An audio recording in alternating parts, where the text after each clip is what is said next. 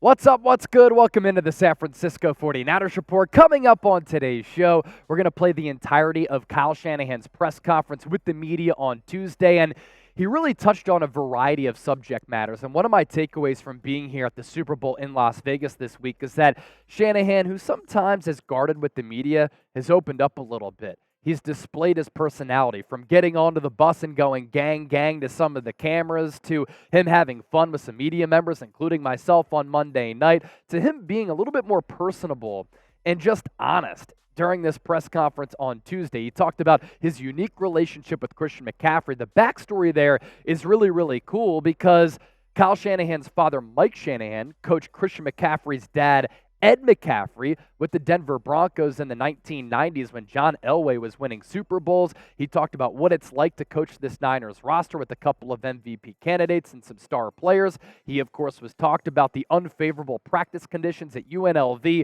all of that and a lot more from the San Francisco 49ers head coach, also discussing the heartbreak of some of these Super Bowl defeats and how he's trying to reverse course and bring back that sixth Lombardi trophy to the Bay Area and this historic organization.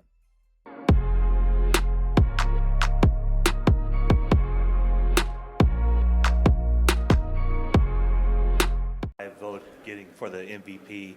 I mean, this is a very wide question here, broad question, but can you put into perspective just how unique that is to have two players such as Brock Purdy and Christian McCaffrey who have played at such a high level for you?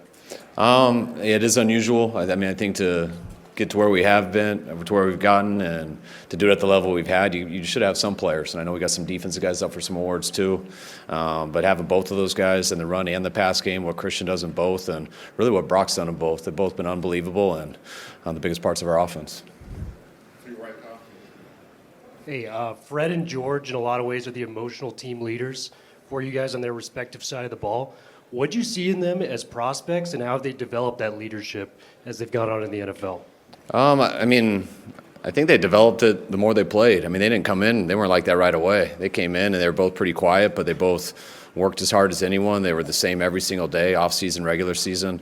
I always mess with George. You go back and watch him his first year. He didn't have wristbands on, wore socks real weird, had a clean-cut haircut. Then the second year, he was the WWE champ. So once those guys start playing and you play at a high level, you kind of get comfortable in your own skin. And when you play that well and you work that hard and you're that consistent, it makes it pretty easy to be a leader.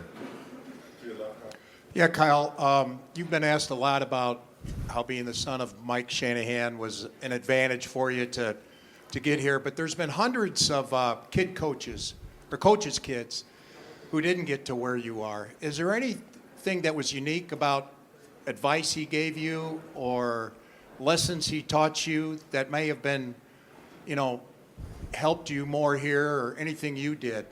I think being a coach's son, I was very fortunate to just be around it so much, especially at the NFL level.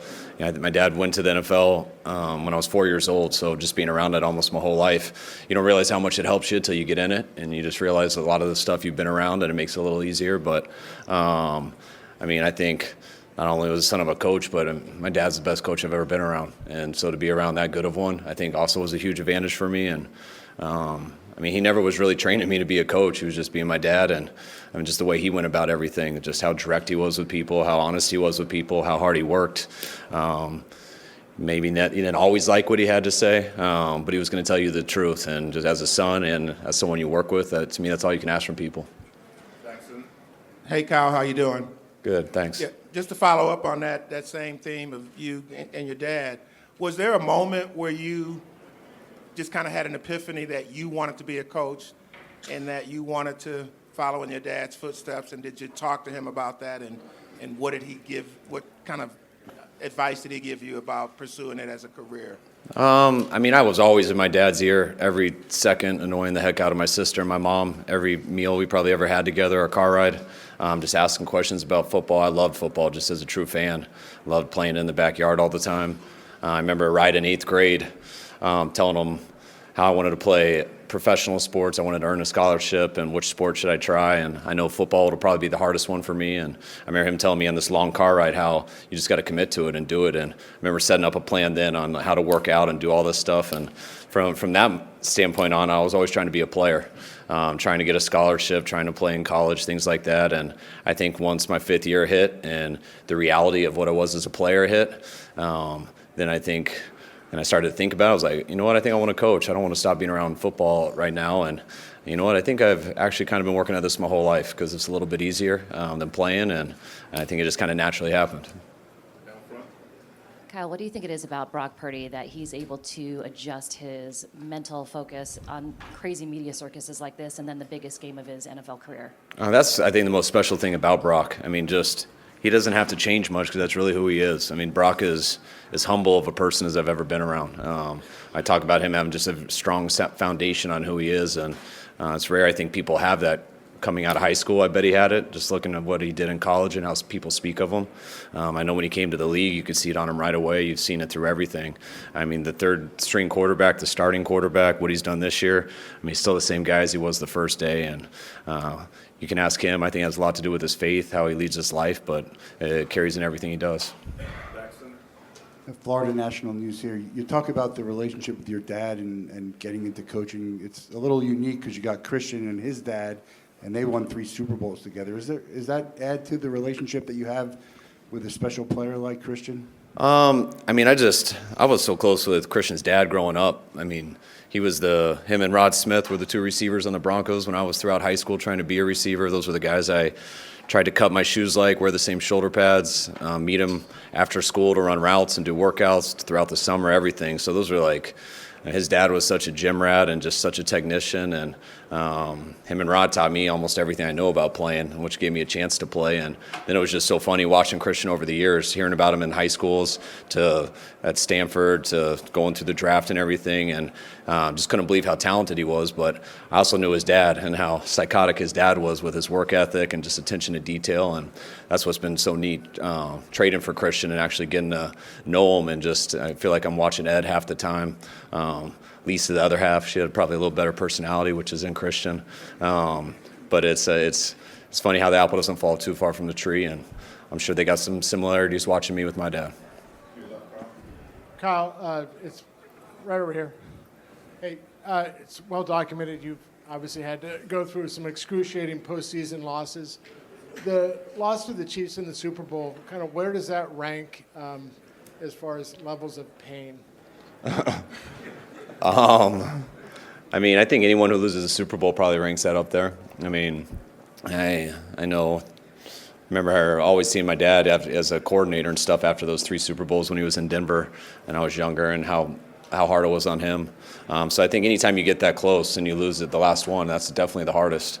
But all football games are hard to lose. Each week you put so much into them. That's why the more you coach, the more you realize, like, when you win, you're just kind of relieved, so you can get right to the next Monday and get ready.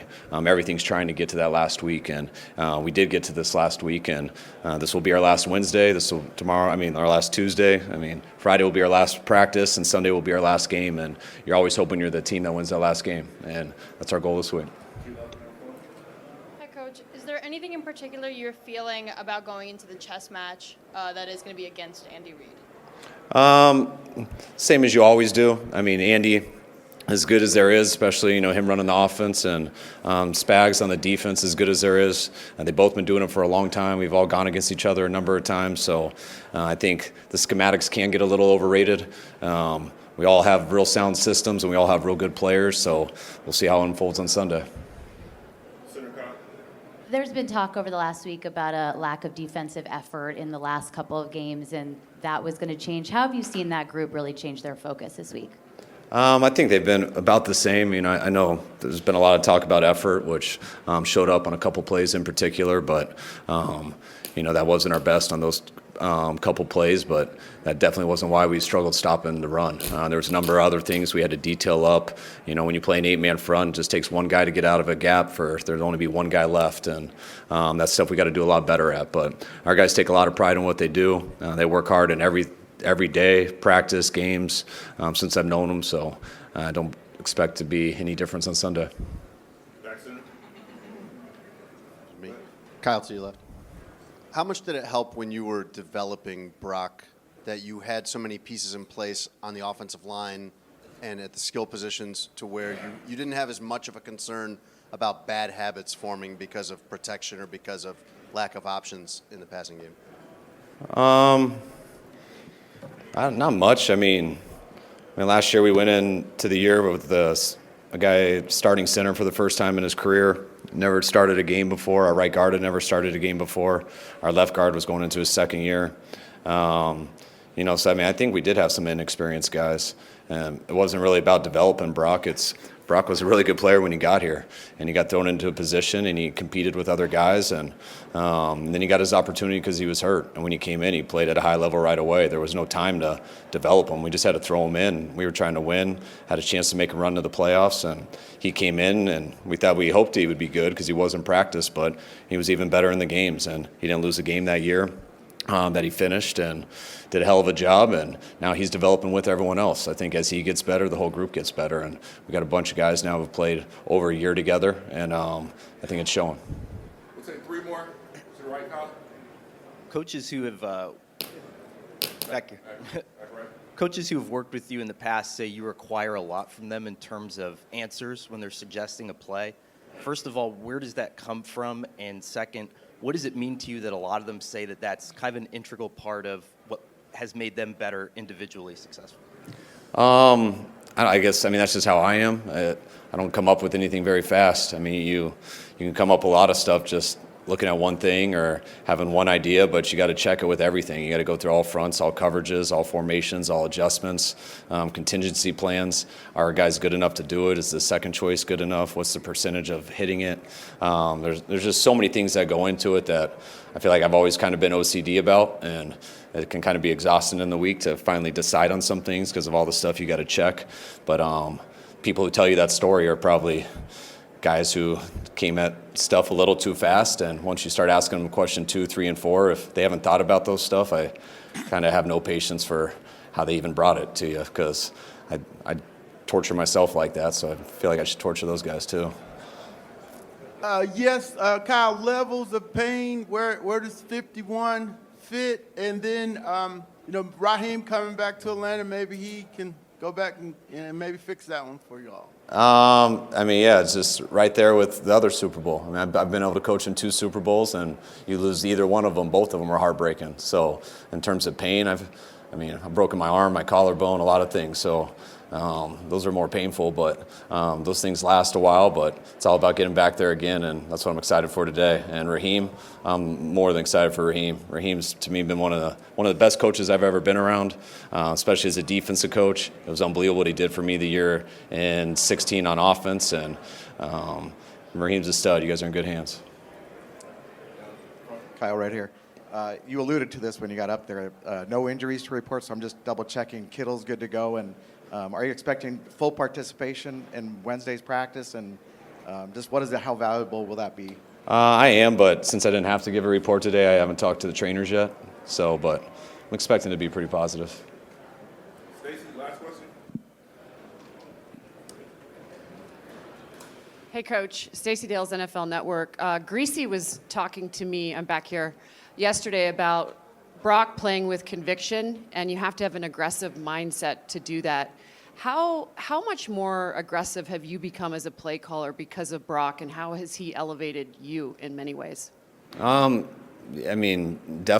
Your ebb and flow with how you call plays changes with your players. Of course, with the quarterback, but also with everyone else. The O-line has a factor, the eligibles you're trying to get the ball to, how the defense is playing. So everything affects your play calling. And I've been fortunate enough to be able to call plays for a long time. I've been in a lot of different situations. But having Brock, it's been a lot of fun. You could feel it last year. Just each game I got more comfortable with him, seeing what he could do and how aggressive he is. And sometimes guys are aggressive, you get a little too aggressive, and then all of a sudden you get them in trouble and you got to pull it back. And but Brock's been pretty impressive with that stuff. Usually when it's not there, he makes the right decision as consistently as anyone I've been around, and he's been real fun to call plays for.